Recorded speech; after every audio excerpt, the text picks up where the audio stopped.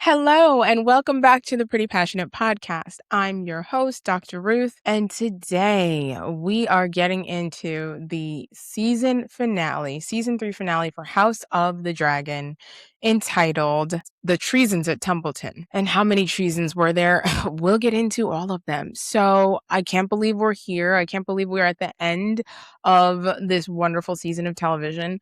There's a lot of chatter online. People kind of disgruntled or I guess unsatisfied with this finale, saying that this was a weak season. I could not disagree more. This was a solid season of television. Were there low moments? Yeah, I would say probably episode 6 was a low moment for me. Episode 3 was a high. I mean, like, it was like day in the life, like a vlog with Rhaenyra.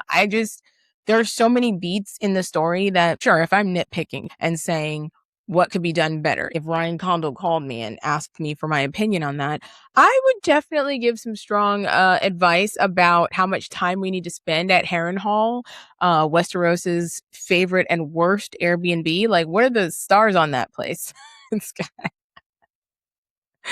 Like, everybody stays there, but maybe less time there and less time with Alice Rivers. Although they did give us some payoff in that story this episode.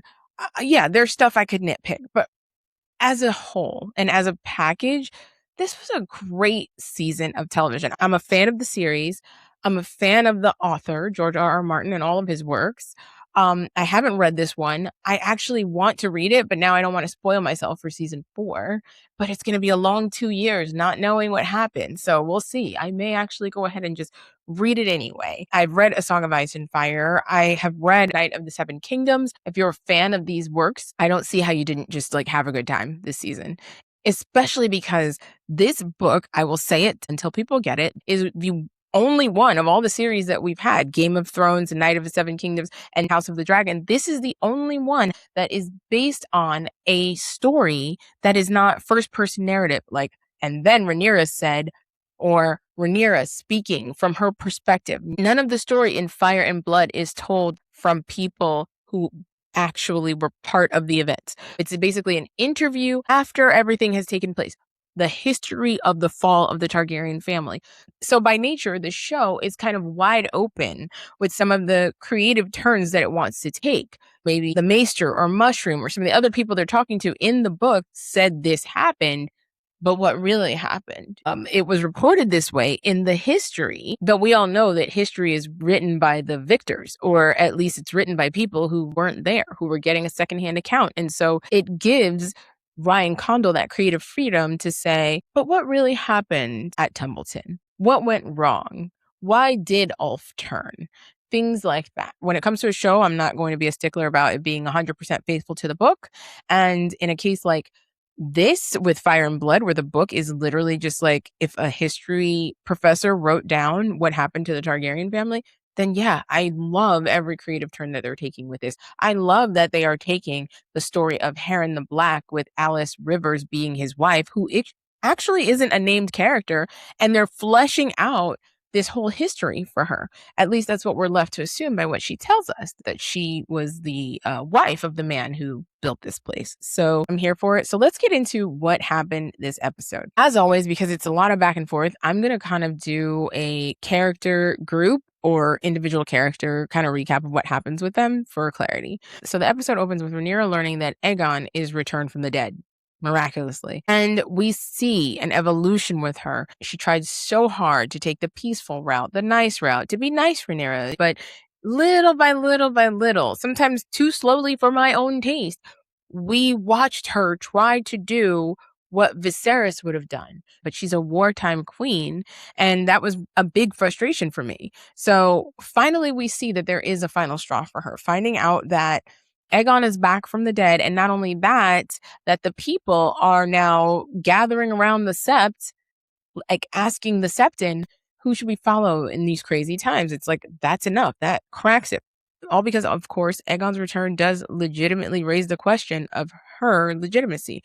If the gods put her in place here, and then Egon, who we presume was dead, now returns from the dead. Not only that, his dragon that people witnessed dying in the fields outside of Rook's Rest has also returned from the dead. Is that not a sign from the gods? I said that last week. I was like, if anything, I feel like there's a sign that at least the 7 that the High Towers worship have favored Aegon in this case. I think that's clear as day. In fact, the Septon actually points this out to her later on in the episode when she confronts him again about anointing her queen. He's like, I mean, before I couldn't do it because we had anointed Egon, and now there's even more evidence that he's the chosen one.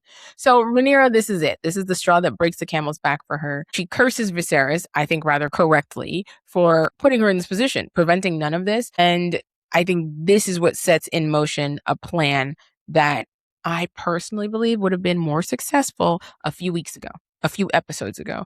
But in this scenario, Ulf is now at least a liability. He's just a useless drunk, or at worst, a serious danger to the mission that she is putting in place. She's sending Damon to Tumbleton to finally do what he should have done and secure the city, take over. Spare lives where you can, but basically unleash that army into the city. The vanguard is going to involve Damon and Caraxes, and the plan is for Ulf to take up the rear with Silverwing. We know that that's not going to happen. Rhaenyra doesn't know this. Meanwhile, Ulf is getting wasted at a bar, talking big smack about Rhaenyra on the eve of battle. Later, he actually goes MIA when he's supposed to show up and do Ormond's bidding to go into battle with their secret plan because he oversleeps. He's a useless person, but we knew he was going to be a problem. Anyway, back to the sequence of events. Alinda Massey brings news to Rhaenyra that Helena is still on her little hunger strike. And it's during that scene that, out of the blue, Rhaenyra gets the idea to be rid of Mysaria. So she sends Alinda to deliver the message to Mysaria that basically she no longer needs her services. You are going to be sent off to Pentos. I will give you gold and enough to provide for a household for you. Have a nice life. Tough stuff. Tough stuff considering that Mysaria was probably sleeping with her the night before. I mean, I don't know how much time has elapsed since their little encounter, but it's pretty much like leaving some money on the nightstand, no? Also, if there's gold in Westeros, why haven't we been using this gold to solve our problems? If we have enough gold for Mysaria to have a mansion in Pentos and servants, why was this gold being held back from giving the people bread? Separate question. Alinda is also the person who delivers a message later about Helena when Helena's taken some very drastic action. So lots of FaceTime with Alinda this episode and last episode as well when she kind of was in between Damon and Rhaenyra. So I don't know if Alinda's going to go on to play a bigger role, but she got a big role this episode. So on to Helena. She's still under house arrest. And she's outside. She's allowed a certain amount of time outside. She's summoned to come back into the castle. Her hour is over. And it is on her way inside that she runs into Mysaria, who is clearly miffed about being thrown out on her ear. And the message Mysaria delivers to her is dire and extremely negative. Basically, your baby will be a hostage. You'll never be safe. You'll never be free. Don't trust Rhaenyra. Great. Now, do I think that Rhaenyra is not in a great space and is at a point of desperation where she will largely do anything to hold on to the throne? Sure. But do I also think that Rhaenyra has more than once, twice, and maybe even thrice demonstrated that she does not intend to hurt Helena or Alicent?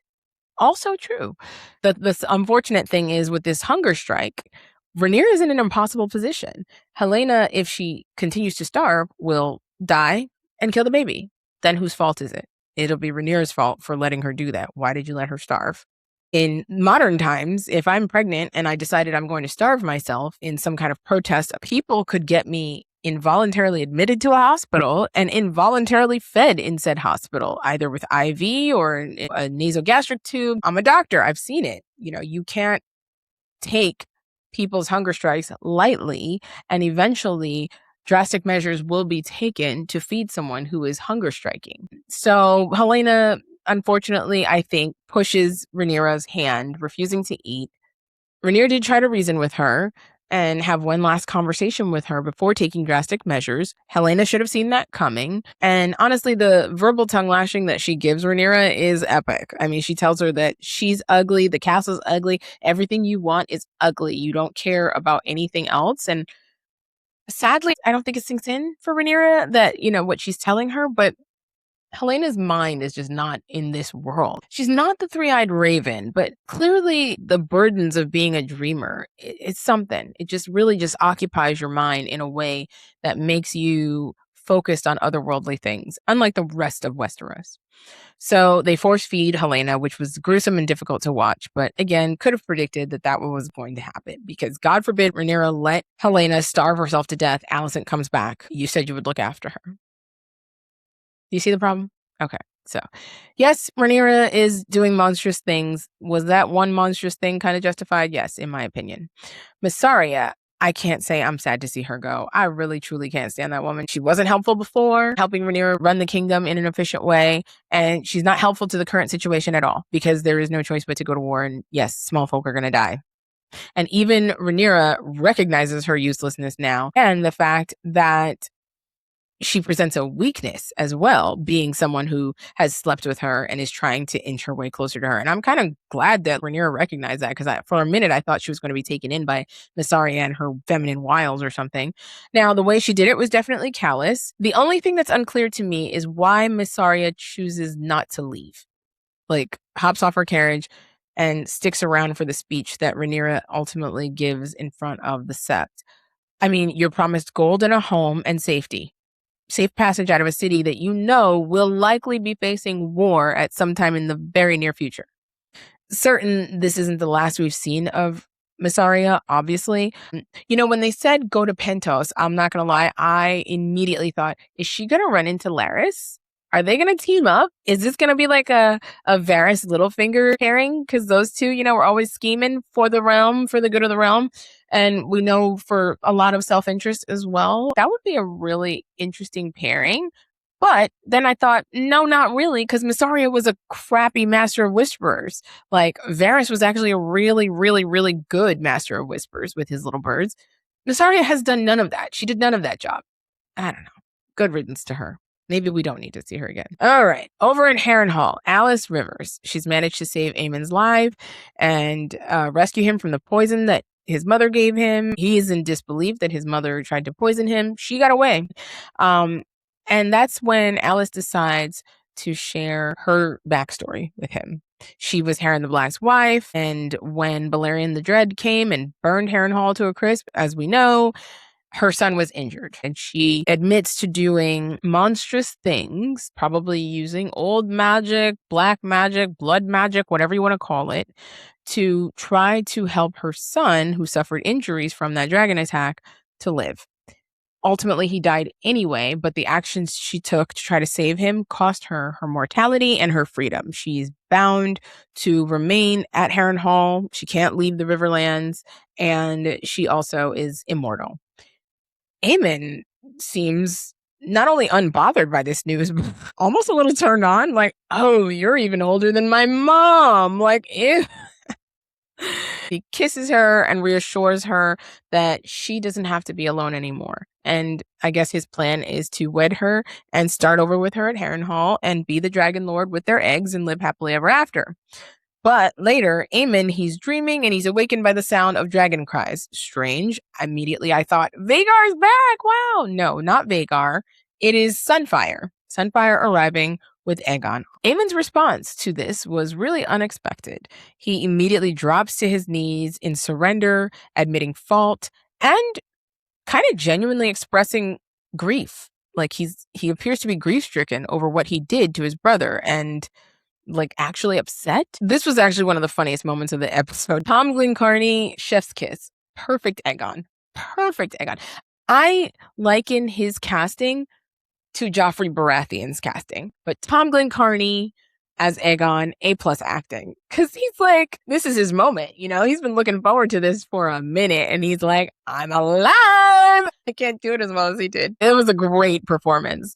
The evolution we've seen with Egon, man, we really have seen evidence in the last episode and even before that an evolution is happening within him. Egon has held on to this dream of getting his revenge on Aemon and is disappointed that Aemon is not his usual swaggerific, arrogant self. I'm sure he expected to dismount Sunfire, be like, I'm alive, bitch, I'm back, and then swiftly burn him and get his vengeance for what happened to him. But no, No, Damon is seemingly on a path to try to get redemption. That pisses Egon off. He's like, why are you acting like this? Like, you were supposed to be yourself, and then I was going to burn you to a crisp and really enjoy it. To his credit, Egon realizes that Aemon's grief and remorse is sincere. He still doesn't forgive him. He gives him conditions. He says, hey, okay, you are apparently a different person. So what we're going to do is take your dragon. Oh, we don't have your dragon? Well, we're going to go find your dragon and then take your dragon on over to Tumbleton, sort out the imposters in our family. So thankfully he didn't say kill Darren, which I thought was evolved. Again, I feel like old Egon would have been like, we're going to burn everybody. We're going to kill everybody. He said, let's sort out our family confusion about who is in charge here and squash that Darren nonsense. And then together we will all head over to King's Landing and restore my rule. Damon seems perfectly willing to do this because Egon finishes that directive with, and then maybe I will forgive you. Okay. So looks like Aemon is desperately seeking absolution. Alice emerges during this moment, unfortunately, and she's not happy. Like, here is yet another family member of Aemon's taking him away, trying to distract him, telling him he can't stay, and Alice can't leave. So she needs somebody to stay there with her, damn it.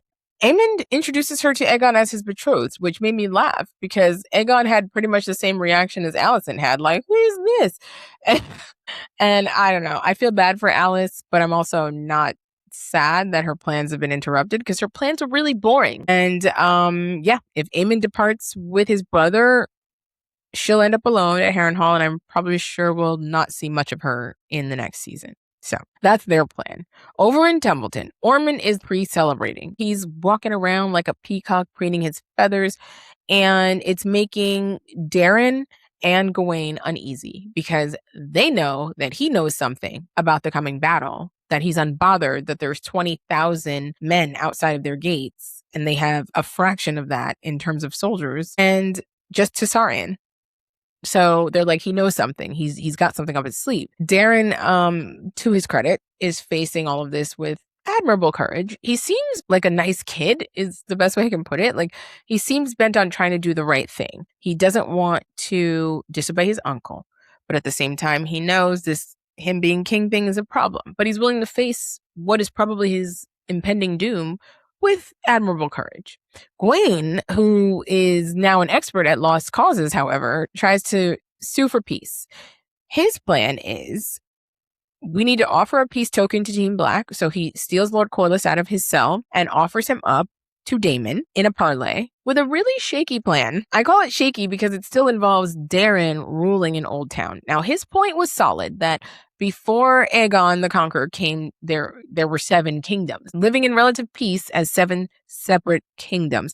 And so could we not just kind of take Old Town and allow it to be its own kingdom? Solid offer, bad plan. And if I were Damon, I definitely would not have taken this offer. It leads to potentially peace for now and potentially people not dying a fiery death for now. But look what happened the last time Damon gave any quarter. The last time Rhaenyra offered any kind of peace. She let Ormond leave, and look what he did. So Damon definitely laughs in his face and decides to take Corlys on as a prisoner because he no longer trusts Corlys either. He's like, are you in on this ridiculous plan? Gawain, you got to give it to Gawain. He's not giving up on Darren. He loves Darren. He's his family. They were so close prior to his leaving for war. He wants him to live. He wants him to survive this. And he's a good kid. Why shouldn't he? So Gawain tries to talk Darren out of sticking around. For some reason, Darren thought it was going to be a good idea for him to get on back of Tessarion, a dragon that is small enough to fit inside of not the dragon pit. So what is Tessarion going to do against Caraxes of all dragons, right? So Gawain tries to talk him out of that. He refuses. So they're getting nowhere. Back in King's Landing, Alan of Hull has now self-styled himself as Lord Corlys' successor and future Lord of the Tides. Fascinating. I know that he was technically named by Corlys and all that, but he's talking to the Valyrian soldiers that have come looking to go and rescue Corlys. They heard that he got kidnapped and they, to their credit, roll out. He's got a very loyal set of people under him, I have to say. And he's like, no, we're not going to do that. He would want us to work in service of the queen. And I'm like, would he though? I mean, I guess he would. I don't know. Corlys is definitely a duty-bound kind of guy, except in the last couple of days when he went off into the woods killing pirates. So we can't fully say what Corlys would do, but it's interesting to me that Alan grabbed onto that title. I feel like is he getting hypnotized by the proximity to power? Now he's Lord of the Tides, even though Rhaenyra has not named him Velaryon. He's still assuming the role, giving orders. So I wondered while he made other decisions later on in the episode, if some of this direction that Alan is going in is being prompted by his desire to get on Rhaenyra's good side and stay there. Like, if he gets into Rhaenyra's good graces and stays there, would she hasten awarding him a lordship and giving him the last name Velaryon so that he could marry Baela? Because, he and Baela, they hooked up last episode. Maybe now his wheels are turning about how he could make this a thing. Because absent a title, he doesn't really stand much of a chance marrying a Targaryen princess, right? And Adam made that point last episode. So maybe this is Alan's way of hastening that process. Who knows? But either way, Alan is just as duty-bound as ever, and he is Rhaenyra's yes man this episode. Adam even confronts him about this. And for a second, I thought, okay, Adam is just kind of maybe hating because he's mad about Baela. He did learn from Baela herself what happened between them, more or less, last week. But later on, Alan murders the High Septon, and there's something so dark about that that made me think, okay, Adam was right. He's on the wrong road. He is not on a good path. You cannot just keep saying yes to someone who is literally becoming ever more tyrannical with every step she takes. Attack on Tumbleton, totally justified. Marching down to the Sept to, I don't know, reaffirm your rule, I thought it was a stupid idea. I thought it was, once again, Rhaenyra just giving too much credit to people who would discredit her, not standing in her strength, and allowing the questions of her legitimacy to ring too loudly in her ears. This was a waste of energy and time. And then on top of that, you murder a Septon. I can't tell you how bad of an idea I think that is. And the fact that Alan did it and the way he looks at his sword and the darkness that comes over him, I'm not sure that this is a good sign for his future. I'm not sure what Baela would even think about what he did. Season 4 will tell, but it's a bad turn for our beloved Alan. So Rhaenyra goes on to give a rousing and completely unconvincing speech outside of the Sept after murdering the High Septon, affirming Targaryen exceptionalism, telling the people exactly why history unfolded as it did, why Egon the Conqueror did what he did, why they're special because they survived the doom of old Valyria, like a whole thing. And I'm like, wait. These people are hungry and worried about security and getting burnt alive in whatever conflict is brewing in your house. What do you think they care about the doom of old Valyria? What do you think they care about the Song of Ice and Fire? Not only that, again, I'm not one of those people that's always nitpicking and being a stickler about book stuff, but in A Song of Ice and Fire, the prophecy is treated as something that is just, you don't just go talking about it to everybody. She did it at the small council. Actually, Damon, I think, brought up the prophecy, and I was kind of like, in front of these people? Okay. I thought it was something, even as Viserys pointed it out in the series, it was something that is supposed to go from Targaryen king to Targaryen successor. Why are you talking about this in front of a whole crowd of people, Rhaenyra? What's going on? That was a strange departure from my understanding of canon, that she would address a whole crowd and try to explain the Song of Ice and Fire. Not only that, nobody cares, Rhaenyra. They're hungry. These people are hungry and worried about security. Give a speech, a rousing speech, about how you are fixing those problems, about the wagons of bread that are literally on their way from wherever. I don't know. But this is the speech you thought was going to solidify you as a leader? Frankly, embarrassing. And the only thing I think it solidified her as is a bit of a tyrant, an autocrat, a dictator. It kind of nailed in the coffin on her turn towards bad Rhaenyra. Anyway, the stage is now set at Tumbleton for war to begin. The Winter Wolves, led by Roddy the Ruin, they're eager to die in battle. We know that. We've come to die for the dragon. I can't do the accent. Never mind. They came to die for the Dragon Queen, right? They left their life in Winterfell behind. There's nothing there for them. These graybeards are ready to die. So they are leading the charge on the gates of Tumbleton, which are guarded but also protected by Ormond's evil self, placing small children all along the wall. This obviously prevents Damon from doing what we knew he was going to do or try to do with Caraxes and burn up all the people on their walls so that there would be no archers. There would be no boiling oil poured over the sides. There would be no wall defense, but for those small children. It's smart, obviously, for Ormond to have done this, but also extremely horrific. And those poor children, they spend a good amount of time showing us how terrified they are, like peeing themselves and just cowering and crying. The poor kids, they don't know what's going to happen. They don't know that killing children is a line in the sand for Damon. For all they know, he doesn't care that they're there. And honestly, had it not been for Rhaenyra telling Damon basically don't go over there and embarrass me and commit atrocities, I'm pretty sure Damon would have burned up the children. Okay? So yeah, smart evil Ormond, that's his defense for the wall. The Winter Wolves are successful at getting over the gate, although they suffer lots of casualties on the way. But this isn't a deterrent to them. They get in the city and they start wrecking shop, but they're unable to open the gate. So then Damon rolls up with Caraxes and he's like, forget it. We're going to burn this door, this gate down. It's made of wood. Why not? They put some children in front of the gate. Ormond is the epitome of evil. They put some children in front of the gate so that he can't burn it down. And there's some debate I saw online about whether or not Damon killed those kids. I feel like I watched it back. I rewound it and I watched it. I feel like they dove out of the way at the last second. I could be wrong. Show me the charred bodies and I will recant.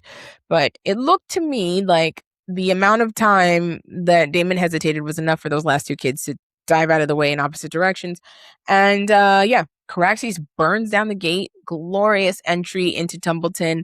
It was awesome. And then there was no more Caraxes. I was a little disappointed by that. I'm not going to lie. I was like, so I know we can't use Caraxes to just send fire down streets, killing people, but I just thought there was more for Caraxes to do. That said, Damon dismounts. He gets to fighting.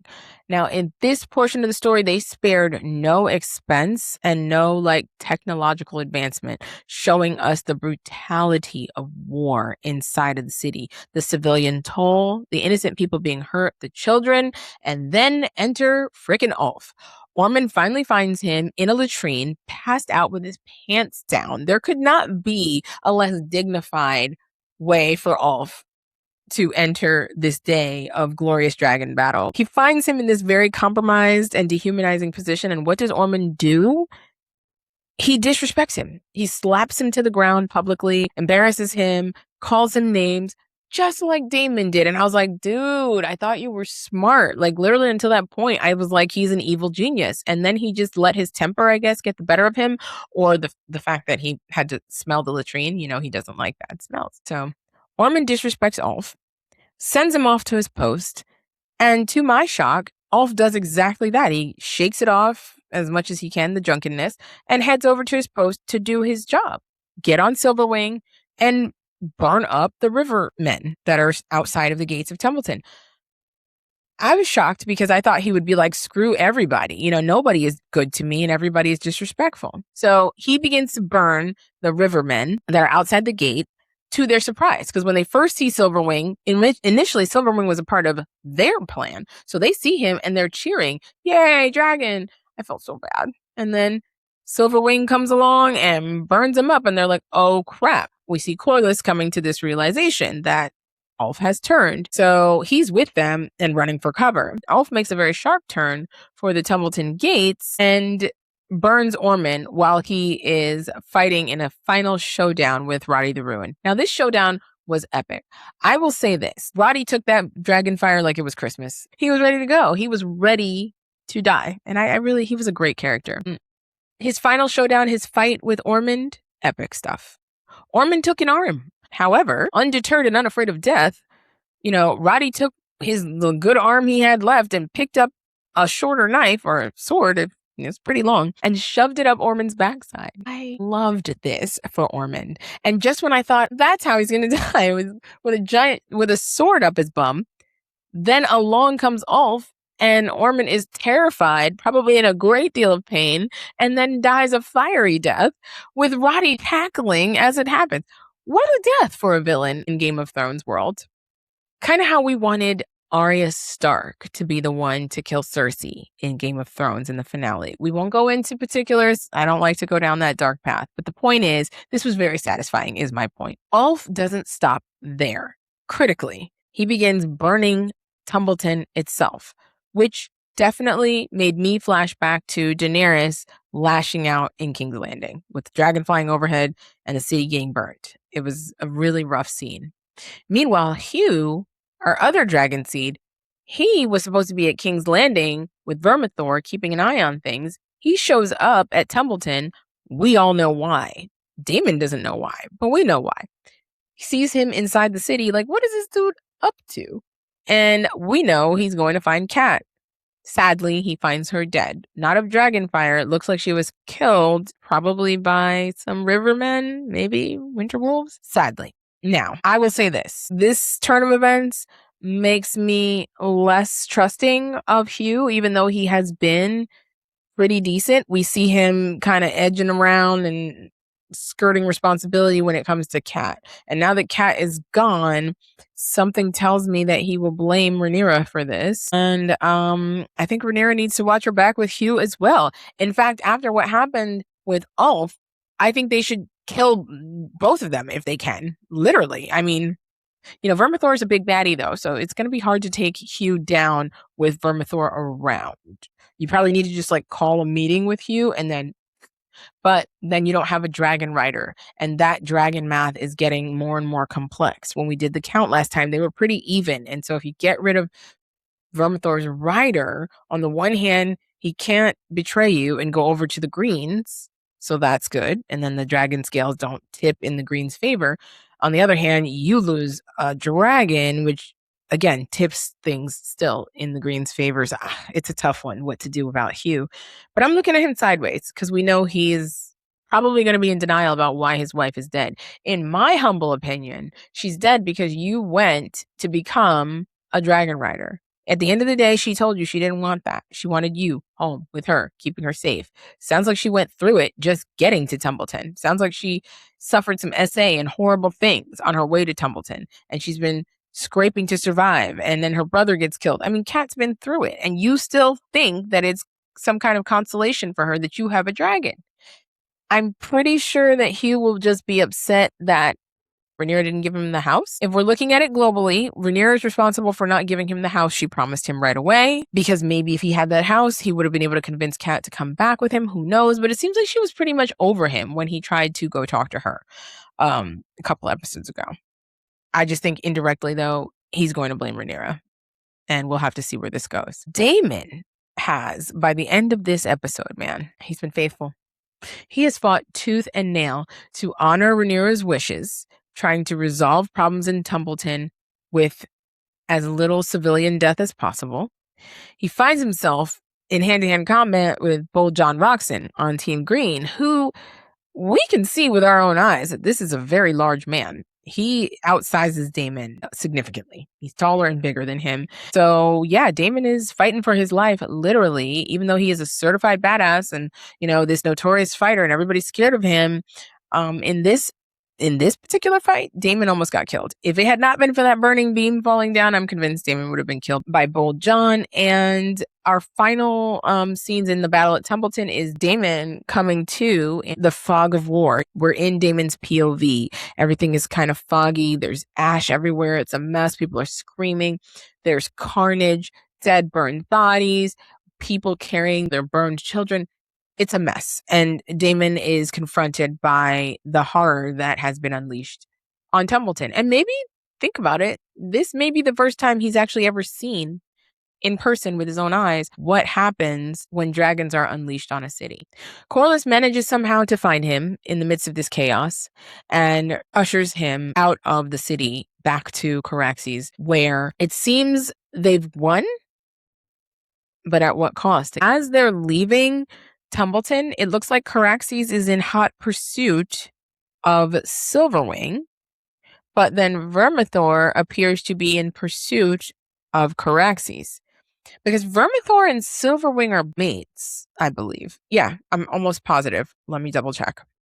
That is right. They belong to King Jaehaerys the First and Queen Alysanne. They're a couple. So it made me wonder if Caraxes attacks Silverwing, will Vermithor join in and kind of jump Caraxes? Who knows? Again, things for season 4, questions for season 4. On to the final scenes in King's Landing. Helena takes the Tommen route out of her situation. She goes out the window, and I'm almost certain that this is the same window that Tommen jumped out of. It's the same view. I think there's something cursed about this window. So she walks out of a window, ends her life shortly after ending her tapestry. And one can only imagine what she was feeling, especially after Mysaria got in her head about never being able to escape and her child being a pawn that Rhaenyra would use and that she would never be free. Here's what's interesting. Rhaenyra's reaction was completely heartless. She was not remotely upset in the way that one would expect a person to be upset when they discover that their sister, their pregnant sister, just committed suicide. So Alina Massey goes and gets her, and she walks into the room, and you see the windows open. Helena's not in the room. She looks out the window and sees Helena's body on those spikes on the ground. She sees the tapestry, picks it up, looks at it, and sees Helena telling the story of her taking her own life.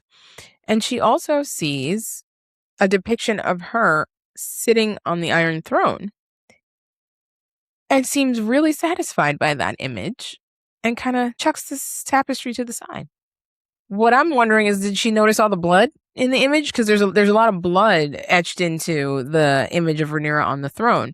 It seems like some kind of madness has taken over for Rhaenyra. Like, as long as I'm on the throne, that's all that matters. And she's cloaking herself in this prophecy and maybe even being driven mad by the prophecy. But she barely takes notice that before her sister, the dreamer, died, she envisioned Rhaenyra on the throne covered in blood. This means nothing to her. She's got a one-track mind and believes herself to be the prince that was promised. That's what she said to the people in King's Landing when she was giving her completely ridiculous speech. So she's happy. Doesn't care that Helena's dead.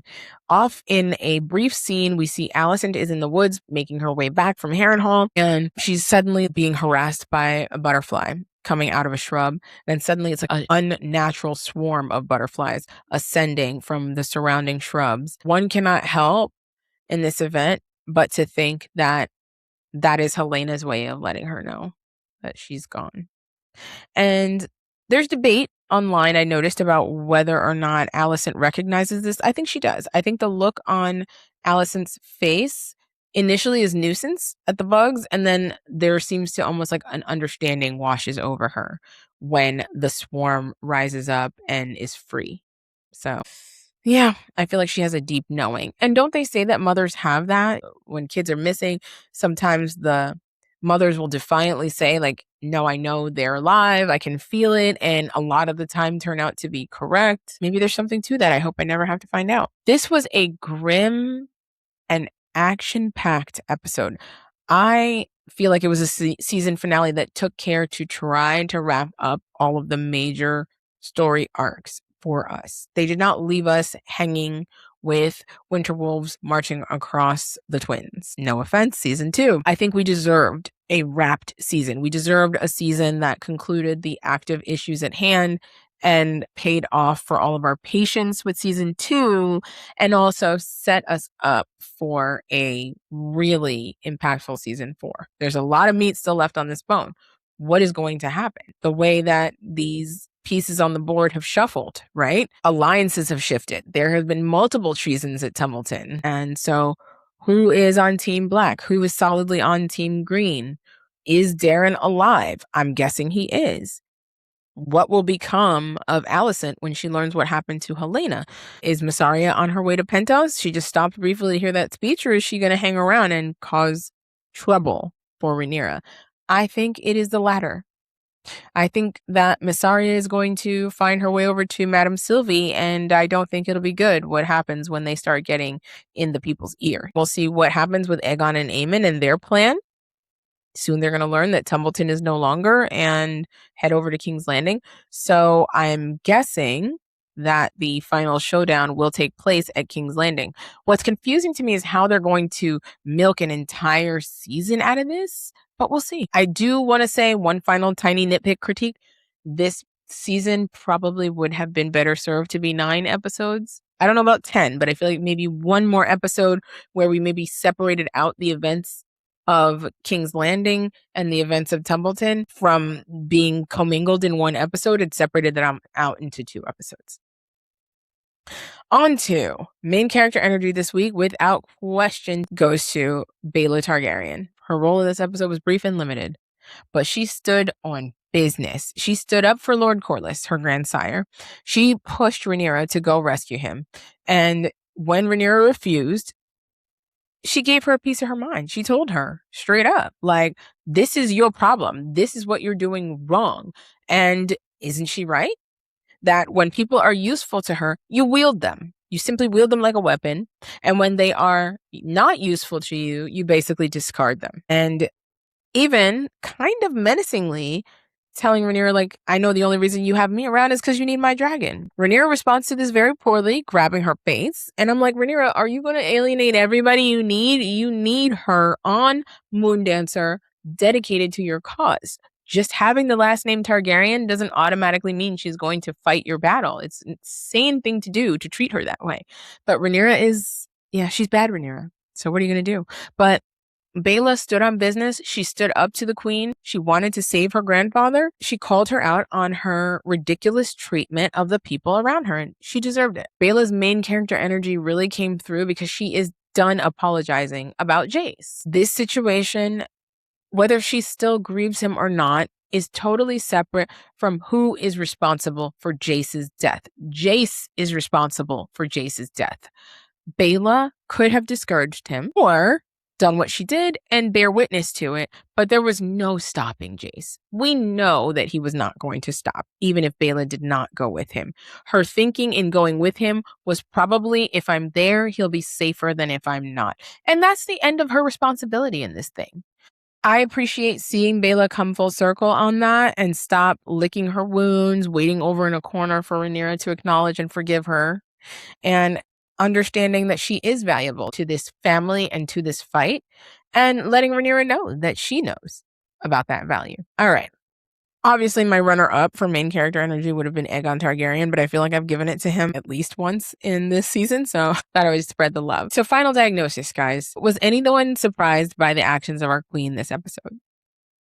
I sure wasn't. She's tried to make kinder choices. She's tried to be good Queen Rhaenyra and has failed at every turn. She's been thwarted actively at every turn, trying to make the bloodless, good, kind decision. Rhaenyra does a lot of horrible things this episode, but truly, at this point, if she wants to remain on the throne as she believes she needs to because of the prophecy, what choice does she have? And let's be real, everything she did, if she had done that at the very beginning of her takeover, personally, I would have been proud. I would have been proud. If the first time the Septon denied her anointing, if she had threatened his life and responded to what he said, either by threatening his life or conspiring against him to replace him as a High Septon with someone who would anoint her. If she had done these more devious and kind of slightly more evil actions at the beginning, would we even be looking at this problem right now? No.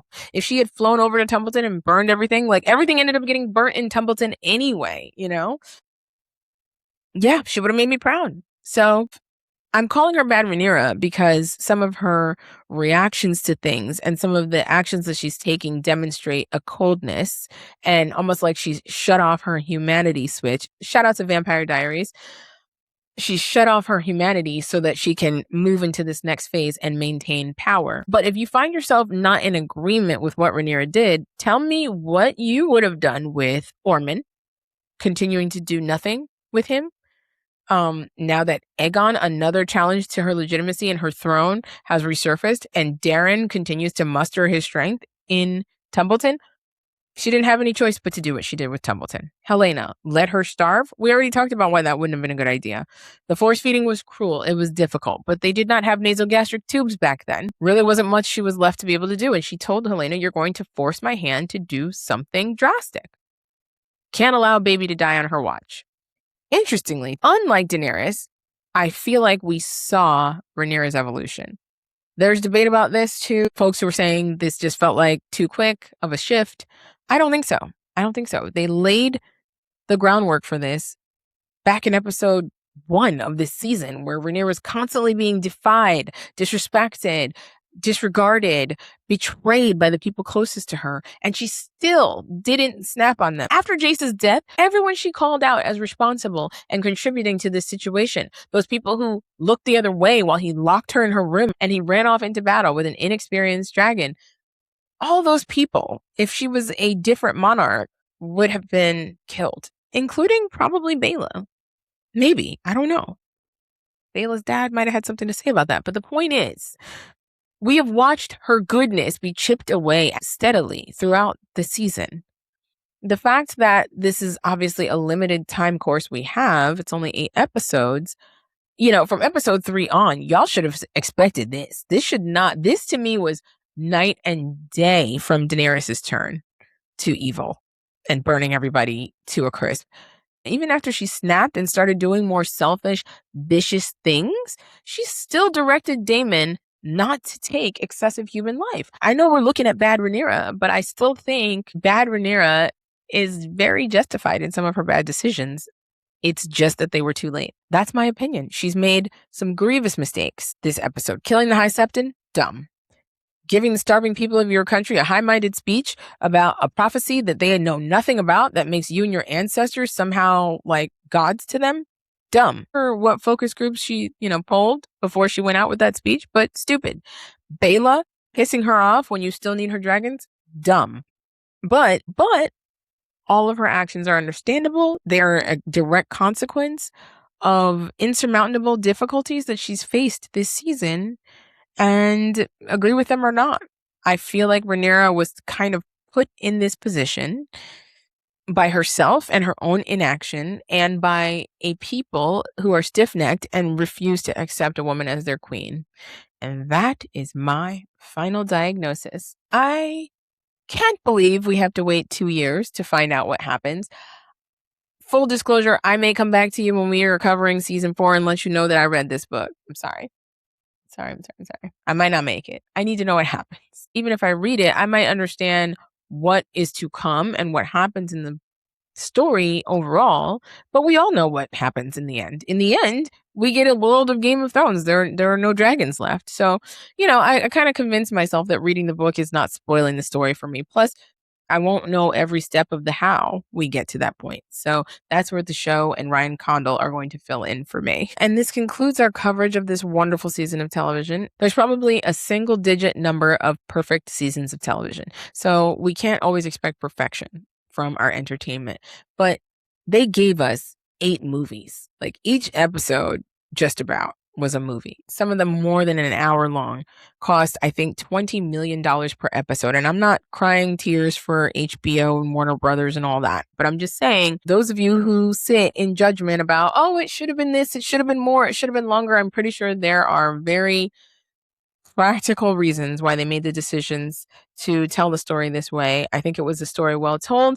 And I am eager for season 4. I told you guys upcoming coverage is going to include Lanterns, obviously the Gilded Age. That's what HBO is offering. And also this fall, we have to look forward to Rings of Power on Amazon Prime. Now, I haven't covered previous seasons on the podcast, but because I started the podcast after the last season aired, I believe. And actually, one of the inspirations I had to just jump into the fray with my recaps and stuff was how my husband and I enjoyed season 2 so much. The amount of enjoyment I got from watching Rings of Power made me actually start reading the Silmarillion. Now, I haven't finished it, but it looks like it's going to come out sometime in the late fall. I think, let me look this up. We have a release date, November 11th. So yeah, that looks like it gives me enough time to hopefully finish the Silmarillion, which I think will give me further insight into what we're looking at here and some of the concepts with Iluvatar and things that I had to kind of research and wasn't super sure about based on just Lord of the Rings and The Hobbit, which I have read. But read it or not, finish it or not, we are definitely going to be covering Rings of Power. So we'll look forward to that on the pod. It has been so fun diving into these episodes with you guys and seeing all of your reactions online and having those discussions. And for those of you who've been kind and just jumped in on the fun, thank you for coming along for the ride. I hope you continue to listen to the pod. We're going to be jumping into the reality stuff. I might just do a summary pod on Married at First Sight because it's a lot like Love Island that way. It kind of gets away from you if you haven't caught it. So there's a lot more in store. We dove in head first and really dedicated a lot of time to House of the Dragon because I think this show simply deserves our undivided attention. But I look forward to covering those things with you. If you have any suggestions about things you want to discuss, things that you would love to hear my take on, please feel free to send an email, prettyprescription17@gmail.com. And if you are watching on YouTube, that is the only place where you can leave a comment under the video and I will see them and hopefully be able to interact with you that way. If you're not already watching on YouTube, please go ahead and visit our channel. It is the Pretty Passionate Podcast channel. Like and subscribe. I would appreciate that as well. Share with a friend. Follow this podcast wherever you are streaming this podcast. And I look forward to talking to you again soon. Bye.